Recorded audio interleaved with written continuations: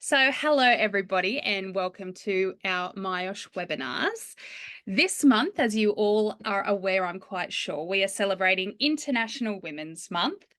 And I am thrilled to have you all joining us today as we embark on a journey of exploration and discussion surrounding diversity, inclusion, and workplace safety.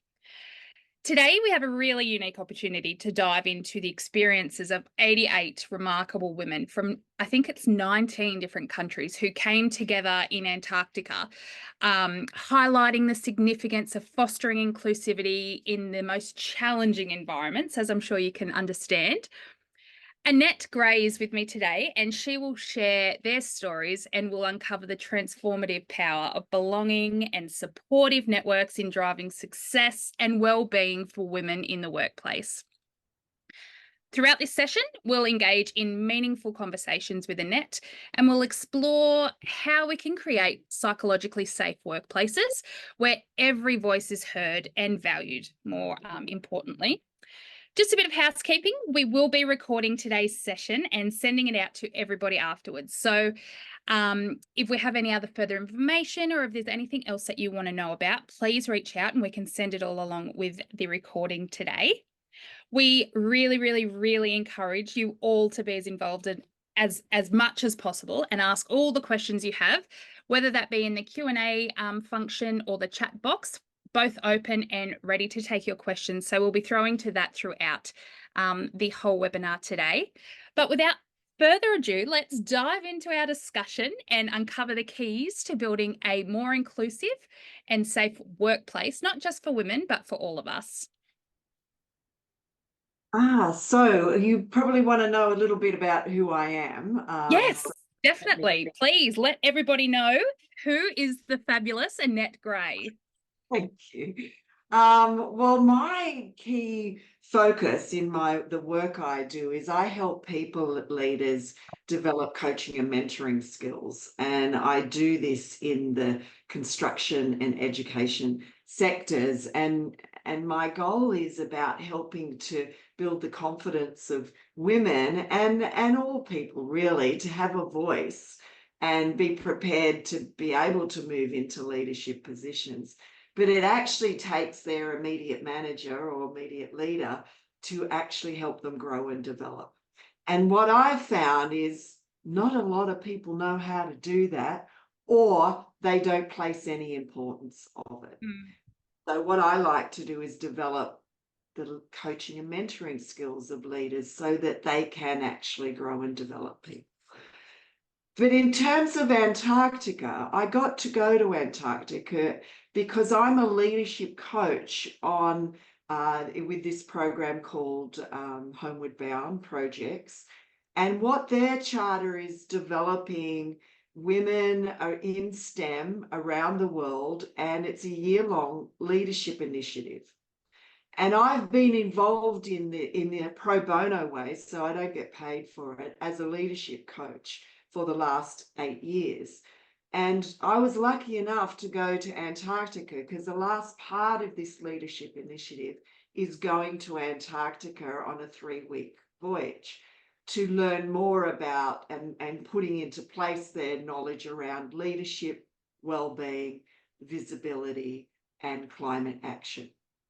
And so it was an amazing experience. And that's what I want to share, some of those things that we learned on the ship that wasn't on my radar, and of really what are the challenges that women across STEM and then broader than that are facing within their industries. And particularly these women who were 88 women from 19 countries who we're experiencing some common themes. And so that's what I wanted to share, some of that with your audience today. Amazing. We can't wait to dive into it all with you. Annette and I have been chatting offline quite a bit. And I know last week when we were chatting, we were like, we should have just hit record on this. This would have been perfect because we were just speedballing all these different things and our experiences and our thoughts. And it was just like, oh God, we need to talk about this. So here we are. Now, I'm going to kick off with our first question for you, Annette. Can you share some examples from your experience in Antarctica that sort of highlight the importance of diversity and inclusion? Sure. So when you look at it from the face level, or whatever word we call it, there were 88 women. Yet, yes, they're all women. That's what we all had in common. However, when you delve deeper, there was so much diversity in those 88 women. And the diversity was from age to start with. They were from 25 to 76, all stages of their career. Yeah. For some of them, they're in different levels within organizations, government departments. Some work for the United Nations. So they had different levels of power in the different roles that they were in. They were from different countries. So we had someone from Kenya who was sponsored to go on the ship. There was someone from South Africa. There was a whole lot from different South American countries. There were Europeans. There was Chinese. There was from people from the UK. So there's all these layers of diversity, if that you could see, not just being women. And so what I realized from it, we did this exercise over a number of days of how do you create an inclusive environment. So because we had to have 19 days together, which meant we had no time on our own, because it was a research ship. It was a science research ship. So there were no bells and whistles like other cruise ship. It was It's all very very basic. Yeah. and we had to share cabins with two people. So half the ship I was with one person, and half the voyage I was with another person. And that's a huge obstacle in itself, isn't it? It's like you're taking out of your comfort zone of your own home and people that you know and that you're comfortable with, and thrown into this situation, and that just overcoming that in itself is a huge step. Exactly.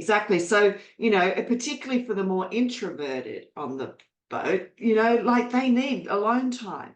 So we had to set up these group norms of what were we all going to pay attention to, so that everyone could feel included and feel like their needs are being met and Supported just at a basic level. Yeah. like they belong. Yeah. Because the other cut of how you could look at how the women were, where they were from, this voyage had a combination of cohorts. So because of COVID, there were no voyages during that time. So the group that were called Homeward Bound 5, so they went through the leadership program in 2021, 20, and then you had a group that went through in 21 and 22. So it was the combinations of those three cohorts went on the ship. Then you had people like me who were considered an invited guest. So we had 5 of us that weren't part of any cohort. We were either a leadership coach, there were 2 of us, but then there were just friends of friends, who went as well. So it was easy to have cliques, that all the Homeward Bound 5 people kept together, or the 7, or the invited guests. And what we wanted was an environment that there were no cliques, and that people felt like they were part of the whole group. And so this And that's workaround, not easy, is it, at all? Clicks. It's like a basic human thing to just to merge into a click and to find your comfort blanket. Essentially, I guess you start with it when you're a baby. Like my little toddler, she's got her little bubba, and it's her little bunny with a pacifier on it, and you just think, gosh, that's her world, and that's her safety blanket. Like that's what you would have anywhere you go. At your workplace, you find your one person, don't you? So it's important to not have that throughout your whole life. You need to step out of that comfort zone, don't you? yeah, exactly. So one of the things that was done before the ship was one of the participants created, and I only realized yesterday from a friend that I was talking to, they were basically Pokemon cards. And the Pokemon, like it was the same template as a Yeah. Pokemon card, and it had a picture of each participant, what their strengths were, where were they located, what was their role, what was their work role, all on this card. So what we all had these deck of cards that we could go, right, who am I going to go and meet? Because basically the way the program worked, half the day was workshops and half the day was going on zodiacs and going touring around and then going on land. And so we got to see Antarctica. So part of it was work time and part of it was, free time. But we also had lunch, breakfast, lunch, and dinner time to actually meet people. Mm. So do with these cards, go, right, I haven't met this person yet. I'm going to go and say, can I sit with you and find out about you? And so that was like a really nice tool to be able to go, okay, where are they from? What are they about? What's their role? So you could know a bit about them before you sat down and had a meal with them. So that was one way of feeling included and Yeah. getting comfort zone rather than just hanging with the people that you knew. And that was a real level up, that, being able to have those group norms about no clicks. But the other was around language, because we had 19 countries and the most people came from Australia because it's Australian-based business, homeward bound. And 32 out of the 88 were from Australia. So it was very easily to fall into Australian slang, like getting our ducks in a row. Yeah. Like other countries were like, what's that? Yeah. So the language norm was around, if you don't understand something, raise your hand, or if there's, in group, language, someone put their hand up and go, hang on a sec, I don't think everyone's going to understand that. So can we please explain what ducks in a row means, Yeah. Because we fall into that pattern because we don't So think easily. Yep. other. And I guess in the flip side of that, though, it's hard when you're in the majority, it's hard to be aware of what those clicks might be and what they might experience as different. So something like this and dropping the clickness at the start, sorry, for a lack of a better word, eliminates the feeling of worry or doubt or are they going to judge me if I ask this question? Because those, like, they'll be able to put their hand up and say, what the hell are you bloody talking about? Like, I don't know what you mean.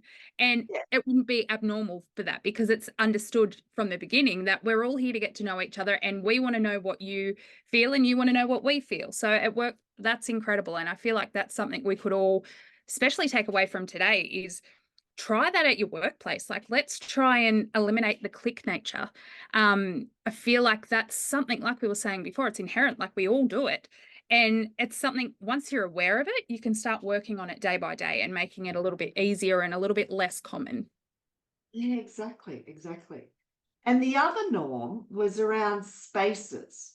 So what that was about was we needed a space where people could do quiet, reflective work, whatever, read a book, write in their journal or whatever. So we actually created this lounge area, this section that no one's allowed to talk in there. That's where you can go to have quiet time. Need that at my Because home.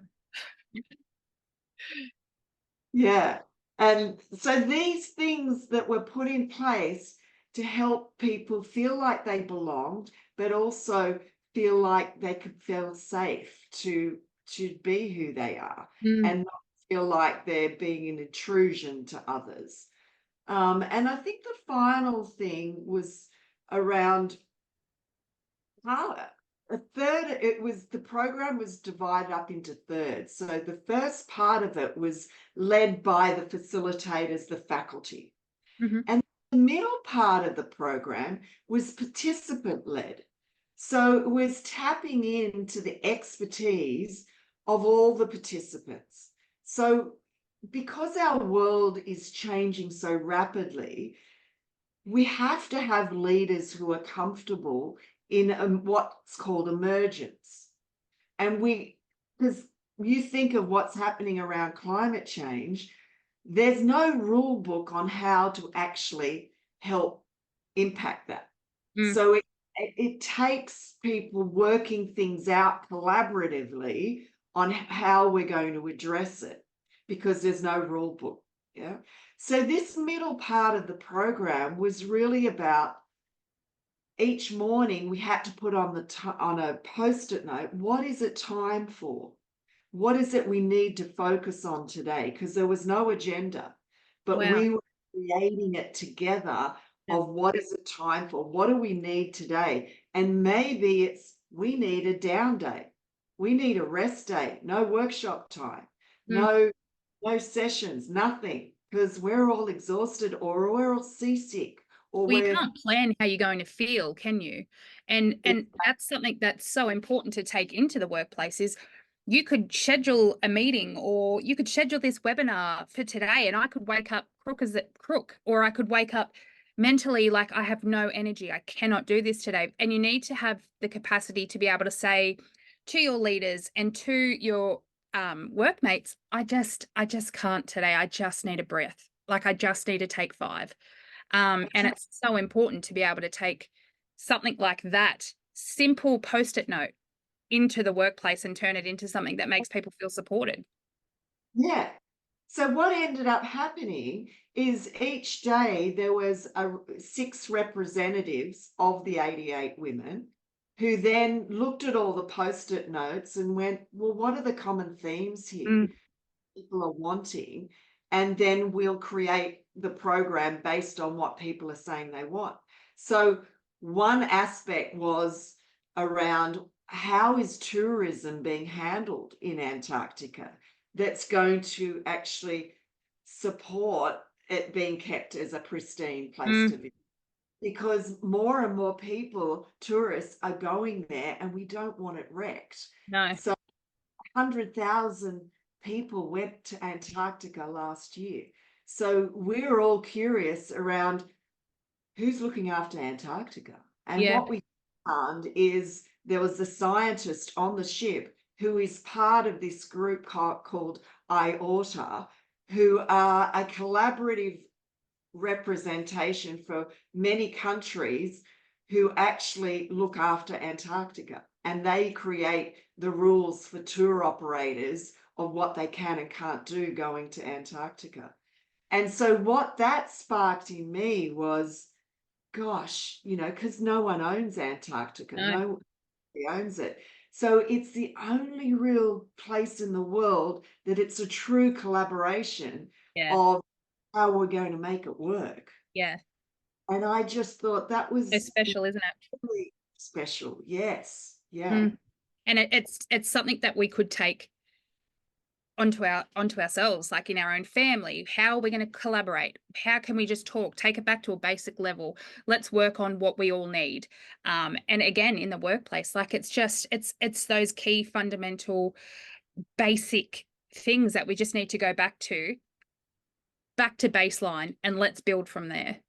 Yeah, for sure. Now let's get a few of our guests involved. I'm going to put up a poll now, and let me just do that. All right. So our first poll question is, on a scale of 1 to 5, how inclusive do you feel your current workplace is?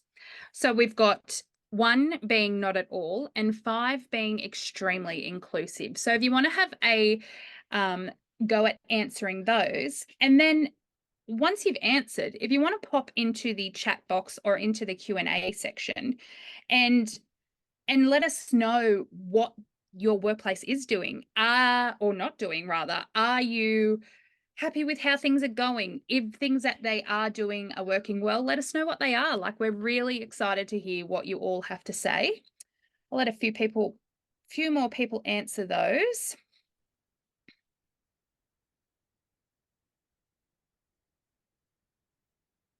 It's looking good though. So far, most of the majority is very inclusive, which is amazing. Well, I'd be really curious, and if they would put it in the chat, what's one thing that's working to help Yes. that be very inclusive? Yeah, I'd really love to know. Yeah, that's 50%. Very inclusive. I love that. I know, speaking on from in Myosh, we it was something that I noticed from the very first day in our very first staff meeting was how included our directors made us all feel. They rarely make a decision without throwing it out to the staff first or throwing it out to each department that's involved in the decision that's about to be made. And I just thought to myself, gosh, you guys are the boss. Like, isn't this just do it? You guys just make it the decision and tell us what to do. But it's the complete opposite. They're so inclusive in the sense that they want to know we're the front line essentially, and they want to make it work well for us. So that was one of the green flags that I saw as soon as I started working. I was like, oh God, I think I'm done here. I think this will be it. And what difference does it make to you, Kristina, by being included in that decision making? To be honest, it eliminates, well, to start with, I won't lie, I had intense imposter syndrome thinking, gosh, why are they asking me this? Like, I shouldn't be included in these sorts of decisions. But it sort of eliminates that. And it sort of helps you to realize, no, you're worth, your opinion is worth while hearing, or you're valued. And it just makes you feel included and supported, and it gives you the courage to continue to ask the questions and to continue to ask. It's sort of set up a non-hierarchy within the company where we all just feel on par with each other. Obviously we're not, but the feeling is there that we are, and I think that's what makes everyone so excited and just genuinely happy to work here. And it's something that I've rarely experienced in other workplaces, so it's really, really, really lovely. um we've got some answers here. So uh somebody has said a small company with directors that are involved on a daily basis, and that's so similar to what I was just saying. Yeah. And another lady has written, Jane, thank you, has written diversity and inclusion committee. Wow, well, that's exciting that they've actually got that, isn't it? Mm. Amazing. Well, thank you guys. I will stop that poll now. Now, let's go into our next question. How do you think the concept of belonging contributes to women's success and well-being in the workplace? And particularly in a male-dominated field, because 9 times out of 10, that's what they are. Yeah, exactly. Um, I think it's not just a female thing. I think, and a women thing. I think it's everyone feeling Mm. like they belong. And I think it's really important. I can give you an example of just someone I coached this morning. Oh, that's good timing. Her topic was around, she's started working at this place and she's been there 8 months. And a senior person who she's meant to be working closely with basically just ignores her and being really quite rude to her and not wanting to have any conversations with her at all. And she Like he's feels like, gaslighting her. yes, that's the exact word I was going to say. And I said to her, I said, this is what it feels like. And she said, I don't feel safe. I don't feel safe going to work. I do not feel like sharing my views. I have tried everything to build a relationship with this senior person, and he sits right next to her and he will not include her. He's not developing her. And whenever she gets any feedback, it's wrong, wrong, wrong when he puts a red pen through something that she's shown him. And so she's not feeling like she fits or belongs in this Mm. context. And she's not the only one there. But this behavior by this senior person, no one's dealing with. Yeah. So no one actually, everyone's ignoring this behavior of this person because it's not collaborative, it's not inclusive, she's not feeling safe. Yeah. And feels like she's treading on eggshells the whole time when wanting to get his input. And so that's an example where she can't contribute her best. I was going to say she will never succeed there because she doesn't feel valued or supported or worth No, anything. exactly. And her immediate manager is aware of the issue because she's raised it with him and he's doing nothing about it. Mm.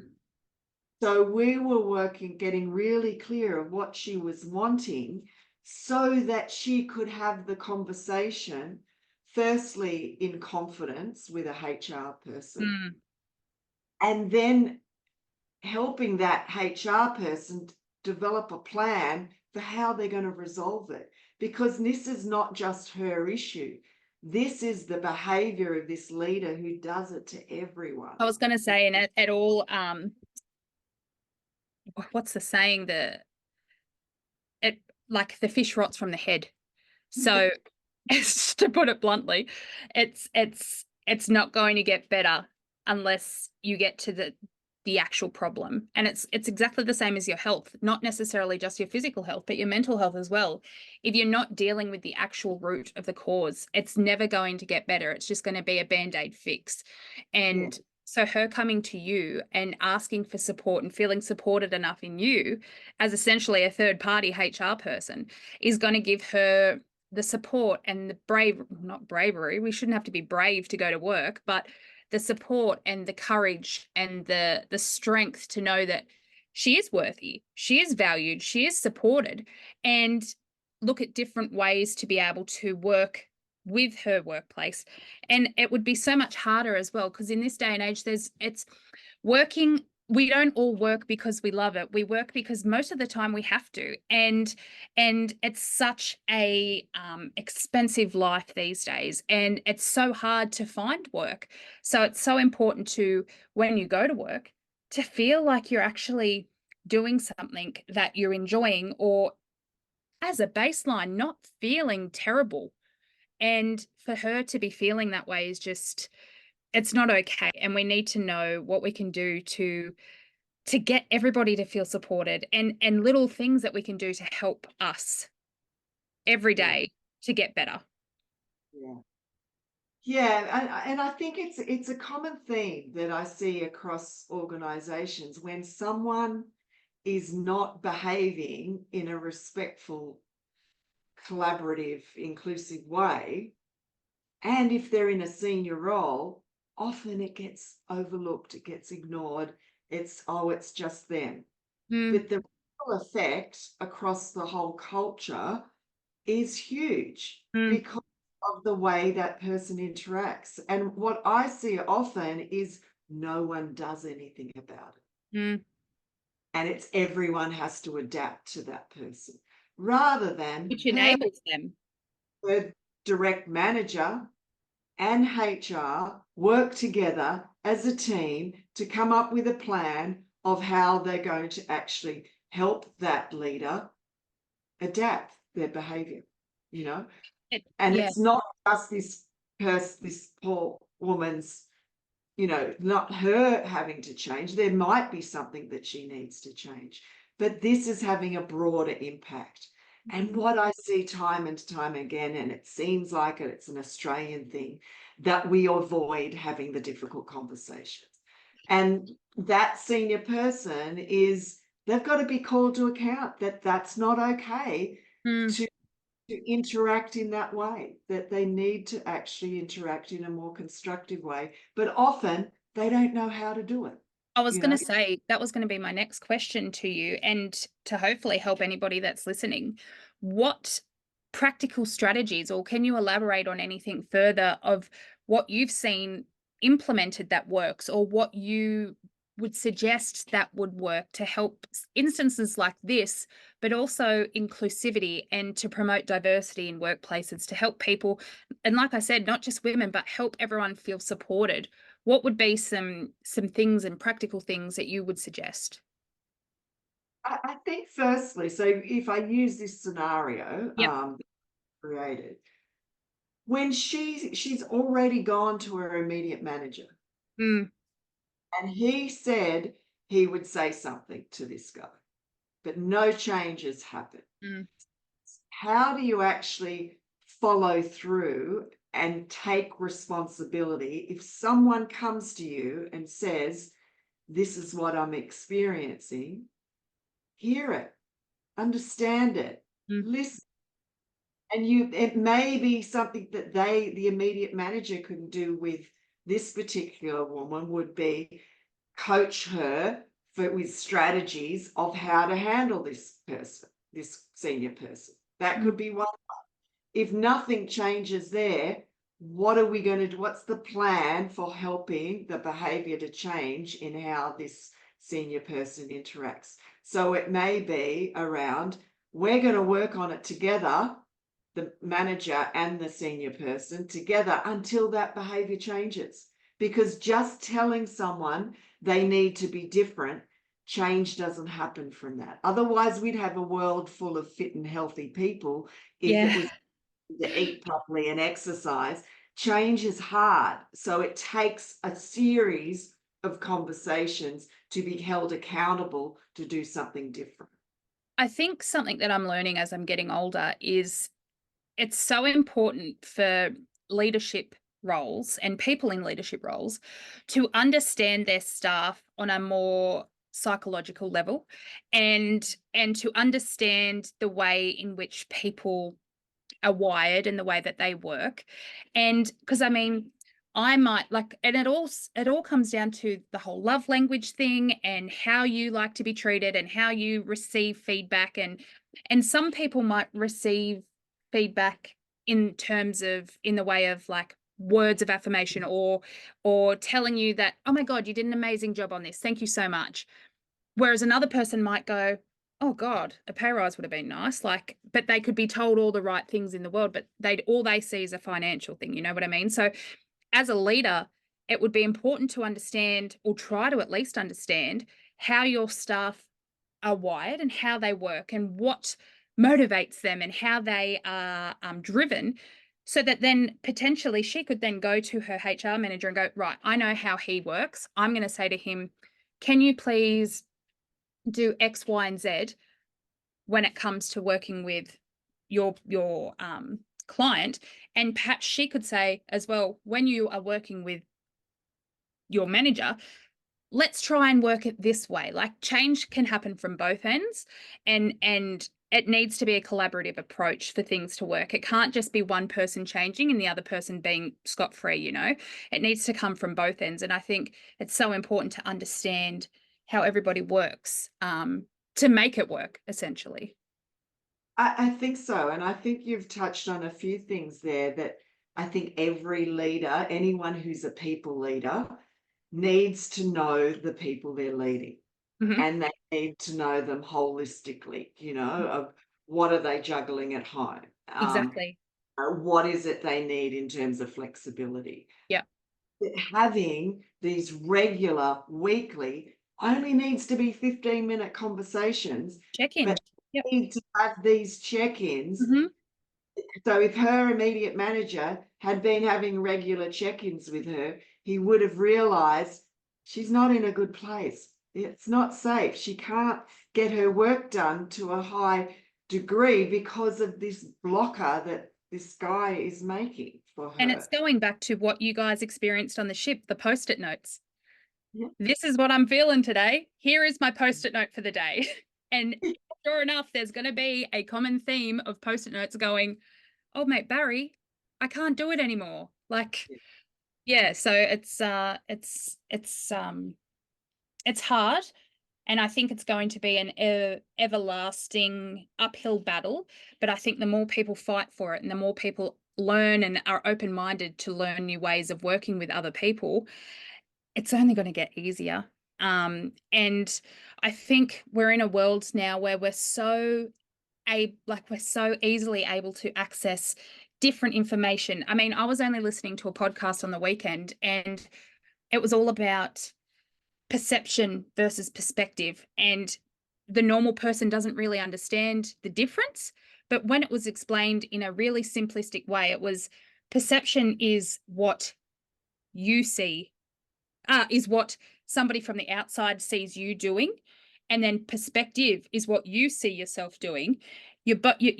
You're essentially doing the exact same object, but one person sees it differently to what you are seeing in yourself.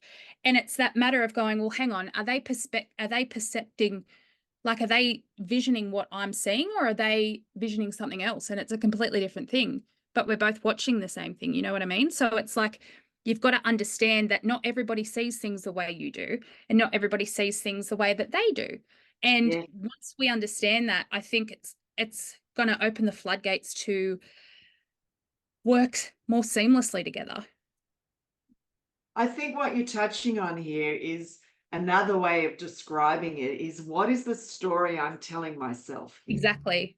Yep. And there's multiple realities. Exactly. Yeah. So as her immediate manager, it's around, let me hear what is going on Mm, here, but they have to take action. They can exactly. stop. And The because old action. what we ignore, we are then creating that's okay in this culture. And you're So, creating the norm. You're creating a clique. You're creating all the yeah, things that, like, it's the generational thing. And until you change something, nothing's going to change. So, and I think if that's something we can all take away from today is, if nothing changes, nothing changes. Like, we need to make change, and we need to speak up for ourselves. We need to feel supported when we do that.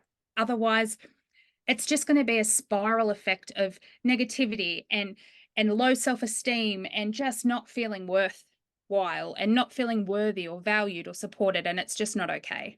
um, we're not in a world anymore where we have to be in the kitchen, or we have to just stay at home and raise kids.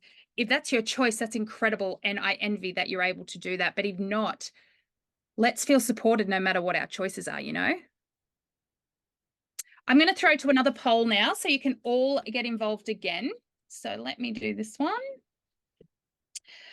What is your organisation doing to encourage diversity, guys? So if you want to pop in a little short answer, and let us know what you guys are doing in your workplace to encourage diversity and support, and how are you feeling it's working? Let us know.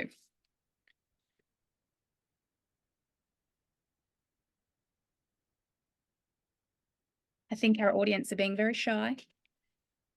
so maybe while they're thinking about their response, I can share something as a result of going to Antarctica and what Yeah, love it.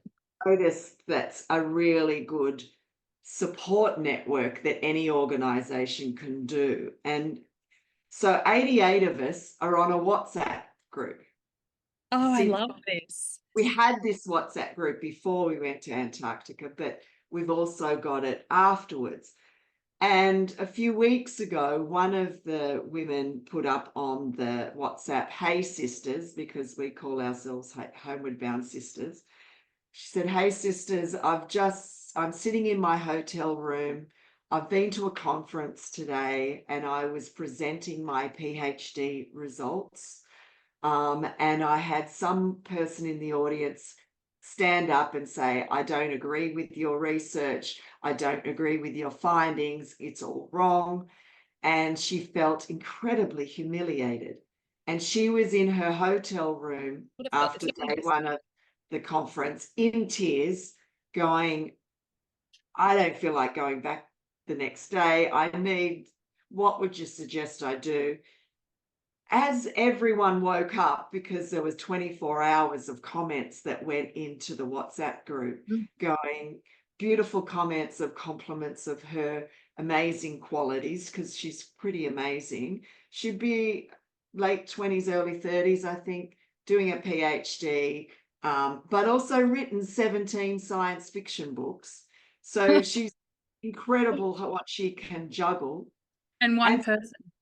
yeah, all these beautiful comments about what her qualities were and everything, suggestions of what she could do. And she ended up going back the next day because she had this incredible strength that came from the support of the group. And so she went back the next day, and that night she was invited on the dignitaries' table at the conference Imagine if dinner. she didn't go back. Imagine if That she didn't have your support, or that whole group. She Yes. would have just been I- spiraling in her own thoughts of negativity and not being worthy or not being able to be like standing up in front of everybody. And look at all the accolades she's got in the background, and then it's just taken one person to bring her down, to not value herself or understand that she is important and she does need to be there. And it just you're nailing it on the head, that everybody needs to be supported, and to have that support network is just so important, isn't it? Exactly. Who you can trust Yeah. and have your back. I think that's the key. The other upside of the story is she got invited onto a board Oh, because I of the love it. research. So if she didn't have that support, she wouldn't have gone back. And then No, she would have missed out on both those opportunities. So it really highlighted to me, if we're serious around diversity, we need these support networks. The formal avenues don't work, like your immediate manager or HR, but you still need this other support that could be on top of, that. exactly. And uplifting and just giving you the courage that you know that you have. And it's Yeah, just bringing it out of you again. And because I mean, it takes one person to stifle that, doesn't it? And you full well know exactly what you're doing. You've written 17 bloody books, like you know what you're doing. But it's that one person that puts that tiny little bit of negativity in your mind, and you think, gosh, are they right? It's that age old adage, you will always find the time to write negative feedback, won't you? But nobody writes, like hardly anybody writes anything positive these days for a company. I could go to lunch and say, oh, that was the best lunch I've ever had, but I would never tell anybody. Well, I'm the opposite. I overshare everything. But I like when it comes to that sort of thing, so many people, you're always seeing people criticize other people or bring people down behind a keyboard or in person even. And it's not okay. We need to make sure that if you're having a down day or if you're not feeling your best because of something someone else has done, like it's just not on anymore, is it? Like you just need to be kind always. Because you never know what someone's going through yeah, personally or at work. Like it's so important to just be mindful and open-minded and be aware of your surroundings and just stop for a minute before you reply to people or stop for a minute before you speak. Just so I need to learn that lesson actually. I speak too much. Anyway, one of the ways that an organization of our listeners encourages diversity is a weekly Friday team lunch. And I love that because I remember some of my workplaces I've been at, we used to do a Friday work lunch. And you'd end up talking to people that you don't usually see in the office, or because you're always running around doing all the things. So I really, really love that. That's awesome. All right. So I am cautious of our time. I will go back to our last question for the day. And I just really want to know, looking ahead, Annette, what do you envision as the most significant steps an organization can sort of take that will create lasting change and progress to a more inclusive and psychologically safe workplace? I think for me, there's two things. Ooh, I think for me, well, if we think about our world leaders, we don't have really good role models of what good leadership looks like. Yeah. And I think what we can do is, if we help everyone, particularly, aspiring leaders, but also leaders who are in positions of learning how to listen, yeah, and being open and be curious and be interested in what you're hearing, yeah, and not go down the path of I know what's best for others.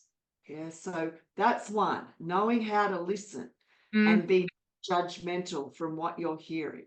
I think the second is, how do you learn to collaborate and help everyone learn to collaborate? Because when we listen, we're more likely to hear other people's points of view that may be different to what's been the norm in the organization. Mhm. And so we want everyone to feel like they have a voice to actually impact change, impact culture, so that everyone can do their best work. Mm. And that happens through conversations. I have a experience of that in this workplace, for example, and I'm sure they won't mind me saying this because we talk about it now all the time. But within a department at work here, it's fairly new, and two of our staff members in the same role, they learn very differently. They work differently, but they're in the exact same role. And it's not, and it wasn't until a couple of weeks or even a few months in that it sort of clicked. And I was like, okay, this person, we need to not say, do this, do this, do this, do this at the same time, because it's not how they work. It's not how they're wired. It's not what they do. The other person, you can say that to because that is how they're wired. That is how they work. And it's not until you stop and listen and you visualize and you see and you take into effect exactly what's happening around you and you open your mind that there are different ways and there's different processes that all end up on the same result, that you can start to learn and figure out, okay, let's work with these people rather than against one. And they have to sort of conform to what is usually the norm. Whereas now we're all working in sync, we're all getting the same result, we're all doing the same things, but it's all being done completely differently. And it's now that we're all open to that prospect and to that process that we can do things differently as long as we're getting the same result. We are working so well together, and it's just, and do you know what it came down to? A conversation. It was on Teams, and I said, "Hey, can we have a chat?" We had a chat, and it was so confronting, and I was so nervous to have this chat because I was like, "What's going on? Like, what's happening? Talk to me. How are you feeling? Like, are you okay? Like, let's go through some things." And it wasn't until he explained exactly how he's feeling and what works best for him that I was like, "Oh, this is so refreshing because now I understand where you're coming from. I know how to not get on your nerves, or I know how not to upset you by asking you to do something that you're going to get to, but you just don't do it straight when I do it. You know what I mean?" And so now that we've had that hard conversation, like, I bloody love working with you. Like, it's so good and it's so supportive and it's so collaborative now, and everybody's on the same page, and it's just a wonderful experience. And I think it's so important, going back to what you said, it's so important to make the tiny change of listening. Listen to listen, don't listen to respond. And I am learning that daily because as I'm sure you can all tell, suffer from ADHD. Well, I don't suffer. I have ADHD, and I am starting to finally put that into my life as a superpower and use it to my advantage. However, I need to learn to listen more, and I need to learn to listen and not listen to respond and jump in because I'm going to lose the thought. Yeah. And in doing that, I'm hearing so much more and I'm learning so much more. Yeah. And it's so incredibly uplifting and so incredibly educational, rather than just trying to keep up with the conversation. You're actually being in the conversation. And I think it's so important. Like you said, the significant steps would be to listen and to learn and to be open-minded. Yeah. And I think you've hit on a few things of what you've described there. Is you were open to hear your colleague's perspective and you didn't judge it. Yeah. And then it was then a resolution of how do we work best going forward based Exactly. on knowing that information. Yeah. And I think so. Other significant steps is help leaders be the coach. Yeah. And help them get help, help their people have the space to share where they're at with work, what's working, what are they going to focus on this week. So Mm, that regular check-in, you mm, don't have to tell, just ask, and people will shine. They'll step up and take responsibility. So Exactly. those interactions, those micro interactions, are what's going to be really helpful in creating these environments where people feel like they're heard, they're included, and they're treated with respect. You know, Exactly. that's all we want, to Yeah. create environments where everyone flourishes. And I think also on top of that, each of us need to seek out a mentor. And it mightn't be your immediate manager, it No. might be someone else who's on the team, Mm. who's got a skill that you don't have, that you can learn from, that can mentor you. It may be having someone who's a master of your craft, so you can actually find out what is it that they do that you can learn off. Again, mightn't be your immediate manager. Not at And all. thirdly, it might be, I need someone to be a sounding board, Mm. because here's my take on what's going on. It mightn't be accurate. What do you think I should do? So someone who's got your back. And I think the last one is around, we all need a sponsor. So if we're going to create these inclusive and diverse workplaces, we need to be able to sponsor people when they're not in the room, raise the awareness of that skill or that ability of that Just person. champion your colleagues. Exactly. Yeah. It's yeah, I had something that you just went through and I was like, that's exactly right. Oh, that's what I was going to say. It's not necessarily the support from the one person. So you can't expect to get everything from the one person. And it's like I learned a long time ago with my husband. I can't expect him to be my best friend, my husband, my the best father. I can't expect him to be my person I go to vent all my work information to. I can't expect him to be everything for every one of my issues. And that's where the whole concept of a support network comes in. You need to realize that you can't go to your manager for friendship advice. You can't go to your HR person for like work advice, etc. Like specifically, you need to be aware that there needs to be different people for different aspects of your life, and make it a holistic support network rather than just expecting it from the one person. And I think the more people we have in our network and championing us, the better off we'll all be. I think you're exactly right. And sometimes I do this exercise when I'm developing leaders to become more coach-like. It's called a personal board of directors. Oh, I Who, love it. who would get a seat at your table that would be your personal board of directors that helps you inside of work and outside of work? Yeah, Be, I'm going to write that and down. often for people, there's 7 or 8 people who help Yeah. them. Yeah. That's perfect. I think that's a perfect way to end. If anybody has any questions or anything like that, please feel free to email either myself or Annette. I know that I've only known Annette for a short period of time. However, I know that she would be more than happy to answer anybody's questions or be there to support anybody. And I'm the same. If you want to chat at all, my inbox is always open, and I know that I got so much from today's conversation, but I hope you all did as well. And we'll be sending out the recording after this, as well as a few bits and bobs of information about Annette and her trip to Antarctica, and a little bit about Myosh as well, if you're not aware. So thank you, Annette. This has been amazing. I love chatting with you, and I'm excited to see what our next discussion is going to be about. Awesome. Thanks for the opportunity, Christine. I really No enjoyed it. worries. Have a wonderful week, everybody, from wherever you're watching, and we'll catch up with you soon. Bye.